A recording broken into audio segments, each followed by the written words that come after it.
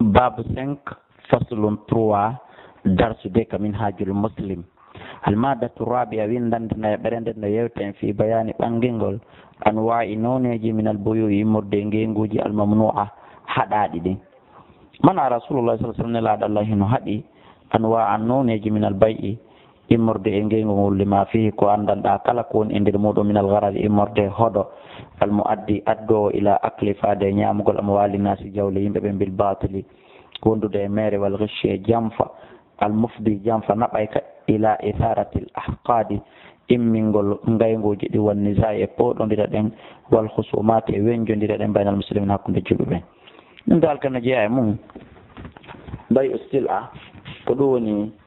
yeygol marchandise on qabla qabdiha ko adi tamugol mo ko adi jogagol mo ko adi hendagol mo ya yuzuda ganta ko le muslimi jul and extri and soda to silata marchandise thumma yabi'aha rifto yeyta mo qabla qabdiha ko adi o hendade mo fi to wiede transfer ma on wi ma container on heti ka port sallata ka ya ma kam yo wangal iwi fore ma iwi futa hingal ka boggol transis sallata ka ya jaba mbudi min man istaraha qabla qabdiha ko adi jabugol tamugol marchandise on mimman ishtaraha immorde mo sodi o marchandise o min e jungo mo le gali sallallahu alaihi wasallam idha ishtarata shay'an stayuni asodi goddum fala tabi'uhu wata yeeyu hunde nden hatta taqwidahu haaje tamande hendo dande few iwa don ko gali sallallahu alaihi wasallam ni ta aman kala so to nyamete fala bi'uhu wata o yeeyu to makadi hatta yastawfihu ha etamo o timmina qala ibn abbas wala ahsibu minni kontata kullu shay'in kala hunde illa mithluhu sona yiru mayre kadi sami kaga saniyan bay'ul muslimi ko ngeygo juldo nde juldo yeta ala muslimi e do juldo ya juzu da kata ko lil muslimi nde juldo an yashtariya nde o sodata akhul muslimu si do makko juldo bida'atan marchandise bi khamsatin masalan bi khamsatin jowi masalan misal fa qula lahu inna muruddaha yawrutta dum jonnita dum ila sahibiha faade yum wa anani ashtariha min sodi tay dum min kay morde ma da bi sittatin jeego bi de masalan yilto den la juzu dago ta ko lil muslimuna nde juldo an yastari nde sodata akhuhul muslimu musibba makko juldo nde sodata bida'atan marchandise bi khamsatin jowi 5 masalan misal فيقول لو كانكو إننا مردها يهرتا يندي يهنتا إلى صاحبها فاد يوم وأنا من أشتريها منك يا مسودة تنجونغ ما بستة جيغو هباتو نونغوتو نندغتاك فذلك لقول صلى الله عليه وسلم ما كنا لا بيع بعضكم لا يبيع وتيي بعضكم يقيمون على بيع بعض إدونغينغو قيمون بمعنى قطع مبالو دير لغوي ثالثا بيع النجشي ko yeygol ngeygu jamfa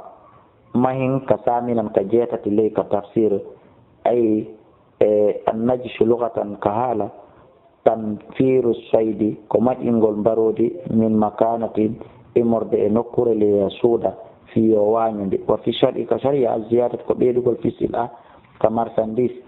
ka piri biduni qasdin shara'iha ko alda e fandunde suududo marchandise on fami bay on najisi ngeygo jamfa la jus daganta ko limsini jullo nan yuti ande o jonnata fi silatin ender marchandise shay'an goddo wata tan ko la yuridu o fala kasira aha sodugol marchandise on min ajli di sabutun an yaqtadi bihi nde nyentin tamo assuwamu fala be sodube wombe ben kander marché ton fayo warriru ko do woni o hoda bil mushtari sodo ben dum ka hana kama la yajuzu wa noni dagata kadi an yakula nde wiyanta liman yuridu wonande on faalaɗo sira sotugol marchandise o inna yandi ko marchandise muftaratun bi kada o ko sodeteɗo o piriɗo wa kada o piriɗo kadiban hara o fenay li yorrira ko fi tuyo jampo bil mustari sodowo wa sawa no fatata tawata hawrodirima sahibiha wondude e joom marchandise on amlaka hawrodirali لقول ابن عمر رضي الله عنهما نهى رسول الله صلى الله عليه وسلم هدي أن النجش غاي جامفا بقول صلى الله عليه وسلم فلا تناجشوا وتون جامفا دير رابعا يكون بيع المحرم كونغي حرم والنجس e ngoyngu jamfa ngoyngu ñiddungu la yajuzu dagata ko musidɓe julɓe lil muslimuna nde julɗo on an yabi ande o yeyata muharraman ko harmi wala najisan wona ko soɓi wala mufdiyan e wona hunde naɓayde kadi neɗɗo on ila haramin faade ko harmi fala yajuzu dagata ko bayu hamrin yeeyugol beere wala khinzirin wona kose wala suratin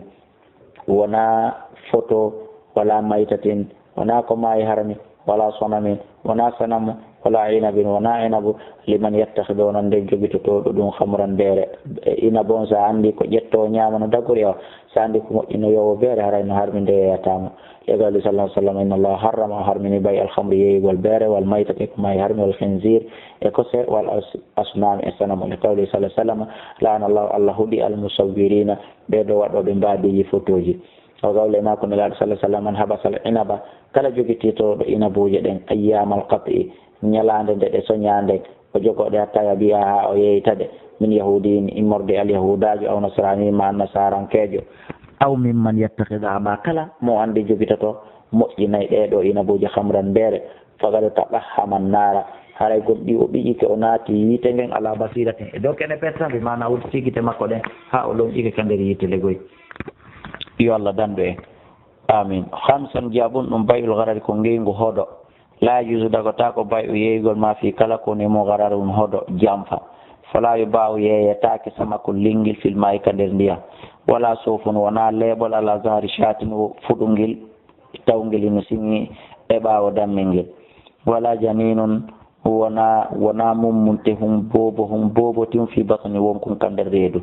wala labanun wona ɓiraɗan fi dar in wonɗan ka nder yeere wala samaratun wona dimɗe qabla buduwi salaya ko adi feeñugol moƴƴugol majje on mbimana harano foƴƴa to lemuneki kirimi moƴƴa ki foƴƴi moƴƴa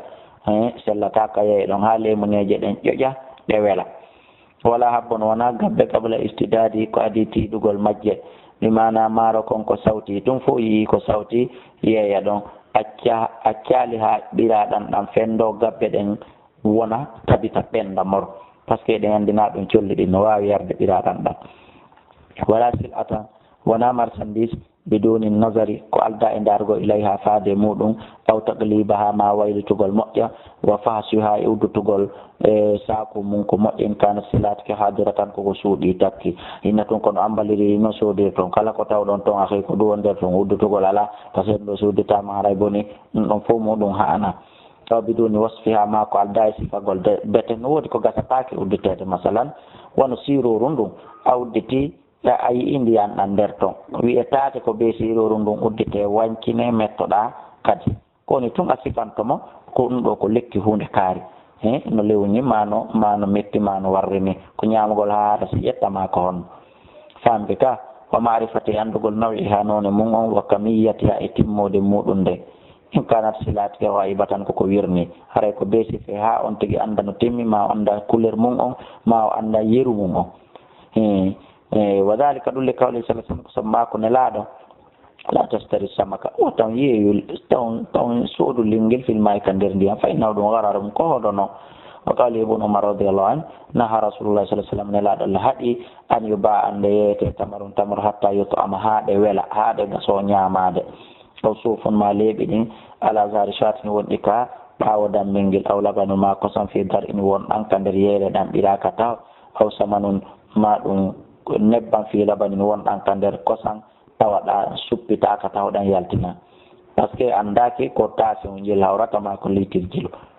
wa gawli e mako makko naha rasulullah nelaɗo sallah sallam haaɗi han mbay e samarati yeygol dimɗe ɗen hatta tusaha ha ɗe feeña ɗe ɓenda qala o wi tahmarra ɗe wojja legoy so tawi koko wojjata goɗɗum noton koko ɓawlata goɗɗum noton koko wonata nete wa qala wi ida mana allahu si allahu on haaɗi a samarata dimɗe ɗen fima tastahillu fi konko daginirta fima tastahillu fi kala konko andanɗa hoore ma ko wonɗa gerde ko fi tuno daginira mala akika jawdi musidɗo maɗa on allah subahanahu wa taala on hino haaɗi ɗum وقول أبي سعيد الخدري رضي الله عنه نهى رسول الله صلى الله عليه وسلم نلاɗo Allah haɗi anil mulamasa memugol wal munabada e feragol fil bayi ka nder ngengu wal mulamasa to ko wiyete mulamasa lamsu rajuli thawb al akhar ko nde gorko ko nde neɗɗo ne memata concol musidɗo makko ɗimmojo makko memira biyadi jungo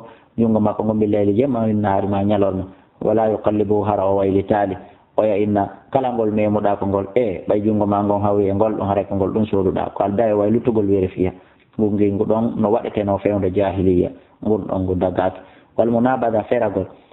ay an yanbuda rajulu ko nde neɗɗo feroto sawba o concol makko ngol o yanbudul akhar o yakkati fero sawba o concol mo ngol kala ngol mi feri ko ngol jeeɗa kala ngol feriɗa ko ngol jeeyi min mi jeeyi joni noon so tawi an a ferike ba makko min mi ferike andanɗa hoorema e tiisi andi ɗon haray kaduna ɗo mi woni gañiɗoma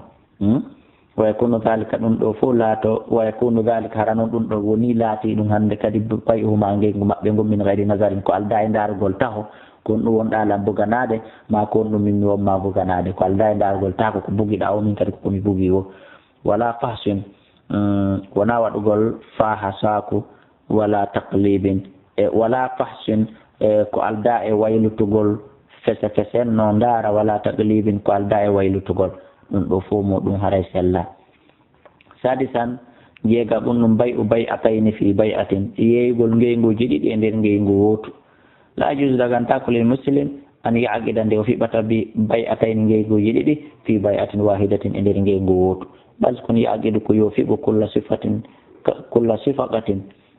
kala sifa ala hidatin e dow embre mum o lima fi dhalika sabu ko woni koye mum min al ibham limmorde e tuume al muaddi addowo ila adiyati l muslim faade lorrugol julɗo aw akli mali ma ñamugol jawdi makko ne mbiduni haqqin ko alda e goonga wali aqdi no wodani fiɓugol bay'atayni ngeyguji ɗiɗi fi bay'ati suwar e nder ngeygu mbadinagu min hano e muɗum ɓe fi bay'atin e nder ngeygu woturu ɗum no wodani ɗum suwarun badeji boyi min hano jeeya e majji an yaqula law nde innatamo mbiytuka chey an yeyima nde hunde bi asharati haalin saabu haalan bi asharatin sappo yeyima ɗum sappo haalan alhaaliji sappo aw bi 15 ma mi yeyima sappoji ila ajalin ha ila jal wa yumdil bay ngeygu ngun tabintine wuura walam yubayyin law hara o ɓanginanaali mo ayyal bay'atayn ko ɗum e ngeyguji ɗin ɗiɗi am daha woni ko ɓe tabintini woni ko ɓe naɓi tawa ɓanginanaal ko wi to mi yeeyirima ni ma mi yeeyirima ni joni noon ɓe tabintinal ko hunɗum e mum o yeeyirimo ɗum ɗon haray hana bo min hano jeeya e sifa mu goo kadi mbaadi goo kadi a yaqulalan nde o wiyantama ɓeytuka haadal manzila mi yeeyima ɗeɗo galle masalan misal mbi kaga mi yeeyirima nini ala an tabi'ani e dow nde yeeyirtalan an kadi hunde kaari kada bi kada ni ɗon kadi dagotako andi par ce que komi yeeyirma galle ɗen ko certifié yeeyan ɗum da amin hano jeeya e muɗum an yabi'ahu nde o yeeyatamo ahada shay'ayni gotel e peeji ɗiɗi muhtalifayni luutodirɗi be dinarin masalan dinaru ni misal ma goɗɗum ngo mi yeeyima 1000 euro ma 1000 dala ko aduɗa o ngeygu tabintine tawa noon précisaka siko dala on ma siko euro o yimdiɗa ko to ngeygu ngu ngu fiɓe ngu wuurine ndu continue walam yarif tawa andali almustari sooduɗo on ayu shay'ayni ko hon ɗon noon joni e ɗi piiji ɗiɗi kadi stara woni gonɗi ko soodi ɗum ɗon kadi sella en yeeyima ɗum ɗo ma ɗum ɗo yeeyima ɗe galle nokkel kari ma ɗe galle nokkel kari aɗa ɗo mbuɗɗi tawa ɗon kadi noon oya andal ko hon ɗe galle ɗin o soodi mami yeeyima ngal otowal ɗo ma ngal otowal dari ngal to kenna mbuɗɗi ɗum ɗon fof muɗum dagatako sabu no heewi ko jo hen doy to galle ta na ɗen ɗon o faala si o anduno ko ɗen ɗon o sodata ɓawi so o sooda rewataɗi mbuuɗi ɗon fof kono noon ka machine kono noon ka marchandise limaru wiya sabu ko filla anhu ko ƴettama kanko nelaɗo sallam annahu nelaɗo ɓe haɗi an bay'atayni fi ngeyguji ɗiɗi fi bayatin e nder ngeygu wotu saabi an jeeɗiɗaɓum ɗum hay so tawi woni saabi an on windaki ka mon ton haray ko ɗo on jeeɗiɗaɓum ɗum min kadi windaki ga ko min waɗi saabi an on bay'ul urbun ko ngeygu ko wiyete kon urbun la juz dagantako lil muslimi julɗan yabi'a nde o yeyata bay'u urbuni ngeygu urbun aw yahuda ma nde o ƴettata al urbun ko wiyete kon urbun bi haalin e alhaali wo e alhaaliji ɗin hanande o yeeyirta noon hanande o jaɓirta o yeeyire noon limaru wiya sabu ko filla anhu ko ƴetta e nelaɗo Allah sallallahu alaihi wasallam annahu nelaɗo an nahaɓe haɗi an bay'il urbun ngeygu bur'un ɗum no kam watta o maliki قال مالك إمام مالك ماك في بيان في بانغنانغول إن كويتي أربون هو دون بينني هم بام عنده يكون ويتي أربون بين فرناليو كوني دون أن يشتري الرجل كن نأت صدة الشيء هونه أو يقتري الدابة ما أولوا دابة ثم يقول رتوية أعطيتك دينارا مجنة دينار goto ala anni e dow wonde min sarti on interacte siɗɗa simi acciti e marchandise on awel kira ama luugol ngol kama a faytuka kala komi jonnuma laka ko anjeyi ko ɗum wiyete ngey go urboɓe joni mi fuɗɗama termude otowal ngal tun ƴawna 1 million mi jonne minna joni ko yewten si tawi woni ngeygu ngu wuuri awa si ngeygu ngu wuurali fo mo 1 million aray mi jonnima si tawi kam masalan ngeygu men ngun tabiti haray ko on 1 million ɗon wonɗen ɓeydutude so tawi woni ngeygu ngun kadi mi firti firti lugol ngol haray 1 million on mi hokkima ko anji aray ɗum ɗon dagatako par ce que saabu ko tawi komi jonni o yataw 1 million o tambike ka junngo ɗum ɗon cuyna e mo ha tawata ko be men fotta hay so tawi woni wona kaw eɓɓani ɗum ɗon kadi hana saminan jeetata ɓum ɗum bayi ko yeygol maalay sa indaw kon ko ala junngo makko fees banaɓe ko gerata yeeya carton mum leki kum hino anndi ko junngo alaji kaari o heɓoyta ko mo anndi na kanko jeekum o marakum lanni junngo alaji kaari lannaali o annda si minni noon ɗo carton mum lekki yeeyoɓe lekkele ɓen yaafo ara ɓe sikkal ko kamɓe tun yeeyo carton télévision ko ɗon naati carton téléphone ko ɗon naati piisi bagi ko ɗon naati dammir ko ɗon naati nagge saku maaro ko ɗon naati yeeygol $1000 hara mo anndi o annda ko yo yawko alaji kaari o henndu yo $1000 on ma 1000 euro on ma 100 on ɗum fuu muɗum ko ɗon naati on faami ka la jus daganta ko muslimi julɗan e mbiya nde yeyata silatan marchandise laysa fi indaw mala e junngo makko aw chey an ma kala hunde tabulan yamlika ko adi o jeydi hunde nde lima ɗaɗi yo addi konko sabu konko tawi gomɗi ɗum no adda ilayhi faade ɗum zalika e muɗum min adiyatil baye e lorrugol yeeyiɗo on awil mustari wal mustari e sooduɗo on no adda lorra joni noon a yeeyima joni mo mbuɗɗi ha gasi a yeeyi a hembeyaake marchandise on ele o no jooɗi habbi alorrimo fi haali adamil husul fi e nder alhaali waasegol heɓagol ngol ala silati hoore marchandise alma biyati yeeyaɗo on walida ko sabu ɗon ɗo alah sallam nelaɗo allah maake laata bi wota yeeyi dewi ma laysa indaka konko ala e junngo ma wona haaɓe haɗi e an bay e chey yeeygol hunde qabla qabdihi ko adi hendakol nde taasi an jeeni a ɓum ɗum bay uddayn biddayn yeeyirgol ñamande ni ñawlan ɗum ɗo min kadi mi ñawlima ɗum ɗo ma ñawlan ɗum ɗo bon e yiltoɗa kadi si woni ha ñawlan ɗum ɗo ha ñalande kaari si woni ñalande kaari hewti yiltoɗa ñawlitalan kadi ha ñalande kaari ɗum ɗo fof muɗum ko bay uddayn biddayn kono noon ɓe addanoya e joni exemple mum la jusu daganta ko muslimi julɗon an yabi ande o yeyata daynan ñamande bidayni sabu ñamande iden tawno huwa ɗum ɗon fof fi hukmi bay il ma'dum woni e ñawore waasegol ngeygu ko wona yeyede ko bay e yeeygol al ma'dum bil ma'dum ko waasa e ko waasa imana mi yeeyima téléphone ko fiya jonna 100 000 téléphone ko ngala 100 000 jiɗin ala wal islam la juzu hada o daginta ɗum few o misal bay iddayn biddayn misal mum an yakuna laka ko nde laatantoma ala rajulin e dow goɗɗo go ɗin taran ñamande bun